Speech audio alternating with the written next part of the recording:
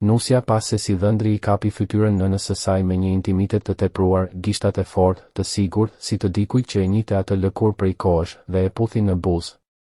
Jo një puthje e shpejt formale, por një puthje e ngarkuar me kujtime, me zakon, me diçka të vjetër që nuk fshihet. Salla u ngrirë. Heshtja ra si një temë mbi të gjithë. Puthja ndodhi mbi altar nën harkun e luleve të bardha, përpara më shumë se 200 njerëzve që ende buzëqeshnin, duke besuar se po shikonin një ritual të zakonshëm para betimeve. Por nuk ishte. Nusja ndjeu sikur toka u hap nën këmbët e saj. Zemra i rahu fort, jo vetëm nga tronditja, por sepse në çastin kur buzët e tyre u prekën, diçka u rregullua brenda saj me një qartësi të frikshme. Nuk ishte gabim. Nuk ishte një impuls i çastit. Ishte përsëritje. Ishte një gjest i stërvitur, i mësuar me kohë. Nëna e saj nuk u tërhoq. Përkundrazi, mbylli syt për një sekond, si dikush që rikthehet në një vend të njohur, në një ndjesi që e kishte përjetuar shumë herë. Kur u ndan, në syt e të dyve kishte një shikim bashkëfajtor, i vjetër, pothuaj triumfues. Disa të ftuar qeshën me nervozizëm, të tjerë mbuluan gojen me dorë. Prifti bëri një hap prapa, i zbeth, si të kishte parë diçka që nuk mund ta përballonte. Dhe atëherë e vërteta filloi të rrifte. Jo me fjalë, por me shenja. Nusja kujtoi netët kur dhëndri kthehej vonë, gjithmonë me të njëjtin parfum që kishte mbushur shtëpinë e fëmijërisë së saj. Kujtoi shikimet e çuditshme në tryezën e së dielës, bisedat që ndërpriteshin sapo ajo hynte në dhomë. Kujtoi me një ny në stomak udhëtimet e punës që përkonin në mënyrë të frikshme me mungesat e nënës së saj. Por arsyeja ishte edhe më e errët, shumë më e thellë. Nuk bëhej fjalë vetëm për dëshirë. Mes tyre kishte një marrëveshje, një pakt të vjetër, të ndërtuar kur ajo ishte ende shumë e re për ta kuptuar. Dhëndri nuk ishte afruar asaj rastësisht. Ai ishte zgjedhur. Ishte formuar. Ishte përgatitur. Ky martesë nuk ishte fundi i një historie romantike. Ishte vazhdimi i diçkaje të sëmur, të kultivuar në hije për vite me radhë, duke e përdorur nusën si pjesën qendrore të një loje kontrolli, trashëgimie dhe heshtjeje. Puthja mbi altar ishte një paralajmërim. Një ritual posedimi. Një shfaqje publike se asgjë aty nuk ndodhte pa pëlqimin e tyre. Ajri u bë i rëndë. Çdo frymëmarrje dukej si një përpjekje. Nusja ndjeu se e shkuara e saj por i shkruaj para syve, se çdo kujtim i vogël, çdo detaj i parëndësishëm, tani merrte një kuptim të frikshëm. Ajo pa nënën e saj jo më si figurën mbrojtëse të fëmijërisë, por si një grua me sekrete të thella, me një rol të fshehtë në një histori që e kishte kapur peng që në lindje. Dhe pa dhëndrin jo si burrin që do ta shoqëronte në një jetë të re, por si një pjesë të një skeme të ndërtuar me durim, me ftohtësi, me një qëllim që e tej kalonte dashurinë. Rreth e rrotull, fytyrat e të ftuarve u mbushën me hutim, me dyshim, me një ndjesi se diçka e shenjtë ishte thyer. Luleve të bardha i u duk sikur humbën pastërtinë e tyre, si të njollosura nga një e vërtet e papërballueshme. Muzika kishte pushuar, por në veshët e nusës ende i honte një zhurmë e brendshme, si një alarm që nuk ndalej. Ajo kujtoi fëmijërinë, ditët kur nëna i fliste për besim, për familje, për sakrificë. Kujtoi këshillat për të zgjedhur me kujdes, për të mos gabuar në dashuri. Tani e kuptonte se ato fjalë kishin pasur gjithmonë një kuptim të dyfisht, një që ajo nuk ishte lejuar ta shite. Çdo buzëqeshje, çdo përqafim, çdo ftesë për të qenë e duruar dhe e bindur tani dukej si një hallk në një zinxhir të gjallë. Dhëndri qëndronte ende pranë saj, fytyra e tij e qetë, pothuaj e sigurt. Nëna e saj, pak hapa më tej, mbante të njëjtën qetësi të rrezikshme. Midis tyre, nusja ndjente se ishte bërë fushëbeteja e një loje të vjetër, një loje ku ajo kishte qenë gjithmonë figura që duhej lëvizur, jo ajo që vendoste. Dhe ndërsa të gjithë prisnin një shpërthim, një britm, një të fikët, një aratisje, ajo ndjeu diçka tjetër të rritet brenda saj. Jo vetëm frikë, por një qartësi e ftohtë. Një vendim që po formohej. Në atë çast, ajo e kuptoi se puthja nuk ishte fundi i poshtërimit, por fillimi i zbulimit. Ishte momenti kur e vërteta, e mbajtur e mbyllur për kaq gjatë, kishte dalë në drilë. Dhe me të, edhe mundësia për ta thyer ciklin, për të mos qenë më pjesë e një loje që të tjerët kishin shkruar për të. Salla mund të kishte mbetur pa zë, por brenda saj një zë i ri po ngrihej, një zë që nuk do të pranonte më heshtjen, as paktet e errëta, as ritualet e posedimit. Një zë që po përgatitej të fliste, të vepronte, të ndryshonte fatin e saj. Dhe në atë heshtje të rënd, mes luleve të bardha dhe syve të tronditur, filloi të linte një histori tjetër, ajo e një gruaje që nuk do të lejonte më të ishte thjesht pjesë e skenarit të dikujt tjetër. Askush nuk e kishte harruar atë çast. Ajo filloi të duartrokiste, pëllëmb pas pëllëmbe. Ngadalë. Me qëndrueshmëri. Me një buzëqeshje që nuk arrinte të syl. Tingulli i duartrokitjes u përhap nëpër sallë si një sfidë. Të ftuarit u mpin. Dhëndri u zbe. Vjehra, për herë të parë, rudhi ballin. Nusja bëri një hap përpara, hoqi vellon nga koka dhe e la të binte në tokë, te këmbët e të dyve. Shikimi i saj nuk ishte më ai një viktime. Ishte shikimi i dikujt që sapo kishte marrë një vendim të pakthyeshëm. Më në fund, tha ajo me zë të lartë, mjaftueshëm qartë që ta dëgjonin të gjithë. Dhe në atë çast, të gjithë e kuptuan se tmerri i vërtet i asaj historie ende nuk kishte filluar. Ajo vazhdoi të duartrokiste ngadalë, ritmikisht, ndërsa me dorën tjetër i bëri shenjë teknikut të zërit. Para se dikush të kishte kohë të reagonte, ekrani i madh pas altarit u ndez. Nuk ishte një video romantike. Nuk ishin fotografi të çiftit. Ishte një arkiv i ftohtë, data, orare, lëvizje bankare, dokumente ligjore dhe pamje nga kamera sigurie të brendshme. Zbulimi i parë ra mbi sallë si një grusht. Dhëndri nuk ishte zgjedhur vetëm nga dëshira apo nga një fiksim i sëmur. Ai ishte ortak i vjehrës. Për vite me radhë, të dy kishin përdorur kompani fantazm në emrin e nuses të hapura kur ajo ishte ende e re dhe besonte verbërisht për të pastruar para, për të devijuar trashëgimi dhe për të falsifikuar kontrata familjare. Martesa nuk ishte simbolike. Ajo ishte firma e fundit që mungonte për të kaluar gjithçka, në mënyrë ligjore, nën kontrollin e tyre. Nusja nuk ishte thjesht e mashtruar. Ajo ishte pjesa përfundimtare e një skeme kriminale të ndërtuar me kujdes, hap pas hapi, me durim dhe gjaktotësi. Salla filloi të trazohej. Pëshpëritjet u shndërruan në britma të mbytura. Njerëzit shikonin njëri tjetrin, pastaj ekranin, pastaj nusen, duke u përpjekur të kuptonin për masat e asaj që po zbulohej. Dhëndri bëri një hap përpara, instinktivisht, por u ndal sapo u përball me shikimin e saj. Nuk kishte më frikë aty. Nuk kishte më paqartësi. Kishte vetëm vendosmëri. Në ekran shfaqeshin dokumente njëri pas tjetrit. Llogari bankare të fshehta, transferime të mëdha parash në emrin e saj, prona të regjistruara pa dijenin e saj, kontrata të nënshkruara me prokur që ajo nuk e mbante mend kur t'i kishte dhënë. Pamje nga kamera sigurie tregonin takime të fshehta mes dhëndrit dhe vjehrës, në zyra, në shtëpi, në hotele, gjithmonë duke diskutuar, duke shkëmbyer dosje, duke buzëqeshur me një qetësi të ftohtë. Nusja filloi të fliste ndërsa pamjet rridhnin. Zëri i saj ishte i qëndrueshëm, pa dridhje. Ajo shpjegoi se prej muajsh kishte dyshuar, se kishte ndjerë boshllëqe në histori, lëvizje të çuditshme, heshtje të pashpjegueshme. Ajo kishte kërkuar ndihmë, kishte punësuar hetues, kishte hapur dosje që nuk duhej të ekzistonin.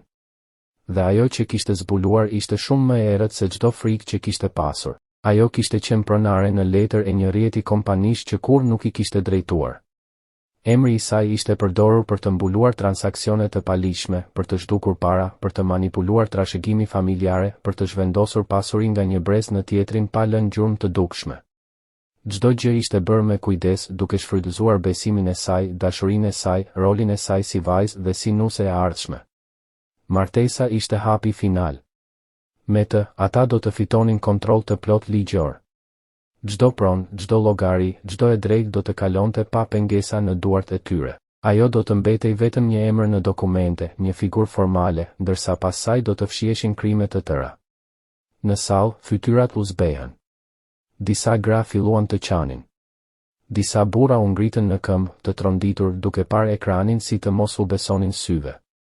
Prifti qëndronte i palvizur, me duart e kryqëzuara, sikur të lutej në heshtje. Dhëndri tentoi të fliste, të kundërshtonte, por fjala i mbeti në fy. Çdo dokument, çdo video, çdo datë e shfaqur në ekran i rrëzonte përpjekjet e tij para se të lindnin.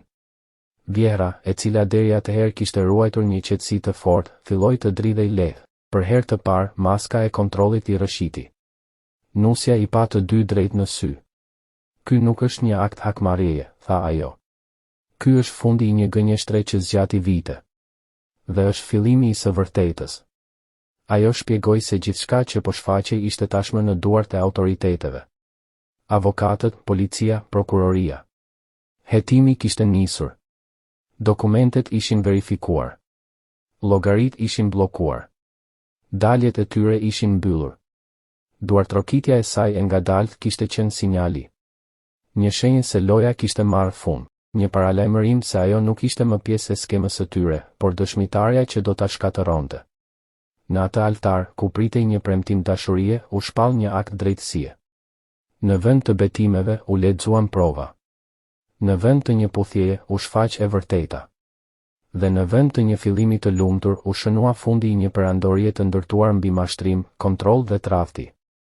Të gjithë e kuptuan se ajo që po ndodhte nuk ishte thjesht një skandal familjar. Ishte ekspozimi i një rjeti krimi, i një manipulimi të ftohtë që kishte përdorur një vajzë si mjet për vite me radhë. Dhe tani, ajo vajzë qëndronte në këmbë, e qetë, e fortë, duke parë se si bota e atyre që e kishin përdorur po shembej para syve të gjithëve. Nuk kishte më asnjë surprizë aty. Vetëm llogaritje të ftohta. Pastaj erdhi zbulimi i dytë, ai që e bëri ajrin të zhdukej nga salla. Nusja ndryshoi sliden. Në ekran u shfaqën dy fotografi. Dy fëmijë, një djalë dhe një vajzë, të dy me tipare të pamohueshme, i njëjti format i syve si i dhëndrit, e njëjta buzëqeshje si e vjerrës. Ata nuk janë kushërinjtë e mi, tha Nusja, me një zë tepër të fortë për dikë që sapo kishte zbuluar një të vërtetë të tillë. As fëmijë të adoptuar. Janë fëmijët e tyre. Një murmurim tmerri përshkoi sallën. Dikush la një gotë të binte në dy sheme. Një tjetër filloi të qante. Vjera humbi kontrollin për herë të parë. Fytyra i ngurtësua, buzët i u drodhen. Dhëndri u përpoq të fliste, por asnjë tingull nuk i doli. Dy fëmijë, të rritur në një qytet tjetër, në një jetë tjetër, në një gënjeshtër tjetër, vazhdoi Nusja. Ndërsa unë planifikoja këtë martesë, ata planifikonin si të vazhdonin të shtireshin se ishin vetëm familje. Ajo mori frymë thellë, i shikoi të dy drejt e në sy dhe bëri një hap prapa. Tani, tha, do të zbuloni çfarë ndodh kur personi i gabuar mëson gjithçka në momentin e duhur. Dhe para se dikush të mund ta ndalonte, ajo bëri diçka që do të ndryshonte jo vetëm atë martesë, por fatin e të gjithëve aty. Heshtja që pasoi zgjati disa sekonda, por u duk si përjetësi. Nusja eci drejt qendrës së altarit, mori mikrofonin nga duart që i dridheshin priftit dhe mori frymë thellë. E gjithë salla dukej e pezulluar, sikur të gjithë ishin gati të binin në një humner të padukshme. Para se të përpiqeni të ikni, tha ajo, kuptoni një gjë, kjo nuk është hakmarrje impulsive. Kjo është drejtësi e planifikuar. Ajo kërciti gishtat. Dyert e sallës u mbyllën njëherësh me zhurmë. Dy burra me kostum u shfaqen nga korridoret anësore, duke nxjerrë në pa distinktivet. Policia federale. Tronditja ishte e menjëhershme. Disa të ftuar bërtitën, të tjerë u ngritën të hutuar. Dhëndri u përpoq të vraponte, por u ndal përpara se të bënte hapin e dy. Vjera ra e ulur në një nga karriget, fytyra e zbrazët, si dikush që më në fund kupton se ka humbur. Prej 2 vitesh, vazhdoi Nusja me një zë tani të ftohtë, fillova të dyshoja. Jo për puthjen, jo për lidhjen, por për kontrollin. Për mënyrën se si jeta ime kur nuk ishte vërtet e imja. Ajo tregoi gjithçka. Si ushtir e paditur. Si punësoj hetues privat. Si ndoqi çdo transakcion, çdo udhëtim, çdo emër të rrem. Si zbuloi fëmijët. Si zbuloi krimet. Dhe si vendosi të priste momentin e përsosur. Nën, tha ajo, duke përdorur për herë të fundit atë fjalë me një ton të rënd, unë mund t'ju kisha denoncuar më herët. Por kjo do t'ju kishte dhënë kohë të zhduknit gjurmën. Sot jo. Sot gjithçka është regjistruar, dëshmuar dhe dokumentuar. Ekrani i madh u ndes përsëri. Tani shfaqeshin transmetime live. Gazetar jashtë sallës, kamera, mikrofon, tituj që shfaqeshin në kohë reale. Skandali nuk ishte më vetëm brenda atij ambienti. Ishte bërë publik. Ishte bërë i pakthyeshëm.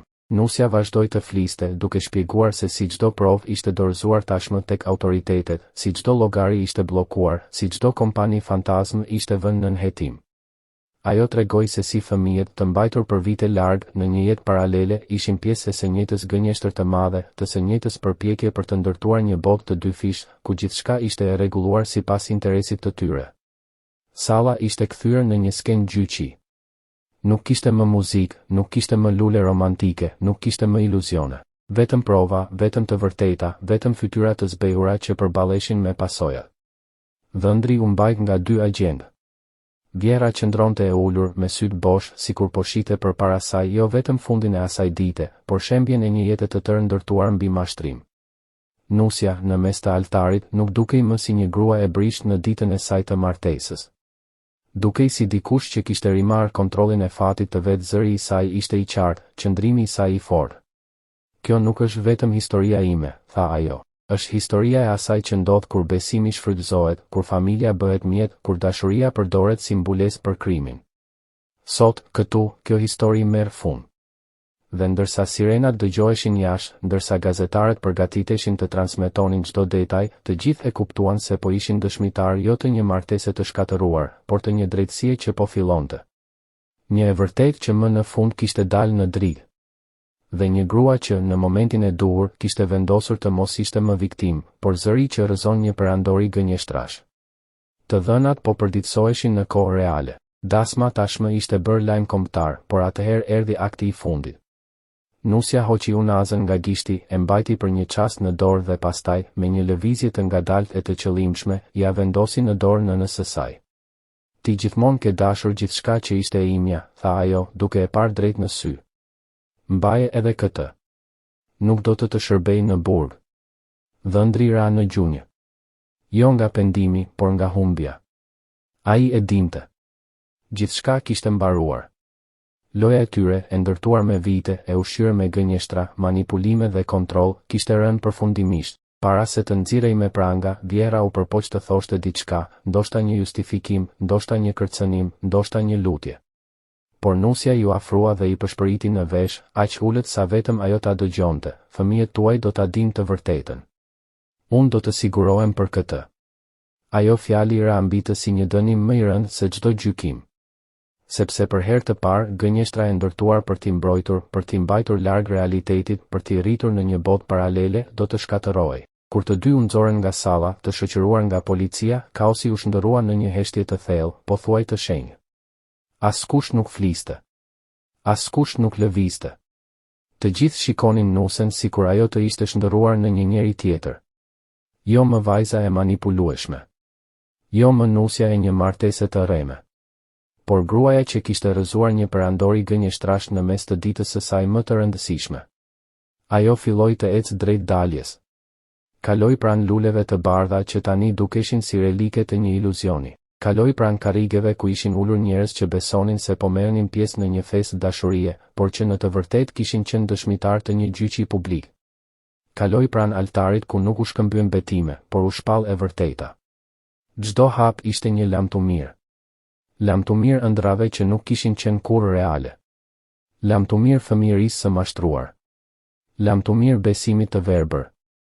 Ajo ndaloi në derë, u kthye edhe një herë dhe tha me një zë të qartë. Kjo nuk ishte një martesë. Kjo ishte një mbyllje.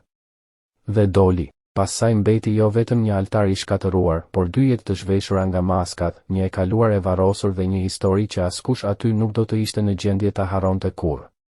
Jashtë, kamerat vazhdonin të xhironin. Gazetarët flisnin me zë të lartë. Titujt shfaqeshin në ekranet e televizioneve. Por ajo nuk shikoi pas. Ajri i ftohtë i preku fytyrën dhe, për herë të parë pas shumë vitesh, ajo ndjeu se po merrte frymë lirisht. Gjithçka kishte përfunduar. Por në të njëjtën kohë, gjithçka po fillonte. Një jetë e re, pa frikë, pa sekrete, pa kontroll të fshehtë. Një jetë ku ajo nuk ishte më një figurë në një plan të errët, por autorja e fatit të saj. Ajo e dinte se pasojat do të ishin të mëdha. Se proceset gjyqësore do të zgjasnin. Se e vërteta do të sillte dhimbje, skandale, turp publik. Por ajo gjithashtu e dinte se drejtësia kishte një çmim dhe ajo ishte gati ta paguante. Në mendjen e saj, fëmijët e fshehur nuk ishin më thjesht prova. Ata ishin jetë që meritonin të rriteshin pa gënjeshtra. Ajo ishte betuar se do të sigurohej që ata të dinin kush ishin, nga vinin dhe çfarë kishte ndodhur vërtet. Ajo nuk kishte thyer vetëm një martesë, ajo kishte thyer një zinxhir. Një zinxhir kontrolli, frike dhe manipulimi që ishte shtrirë për breza. Dhe ndërsa largohej nga ajo sallë me sirenave, kamerave dhe turmës së tronditur, ajo nuk ndjente më dhimbje. Ndjente qetësi. Qetësinë e dikujt që më në fund ka mbyllur një kapitull të errët dhe ka guximin të hapë një tjetër, të shkruar me të vërtetë, dinjitet dhe liri.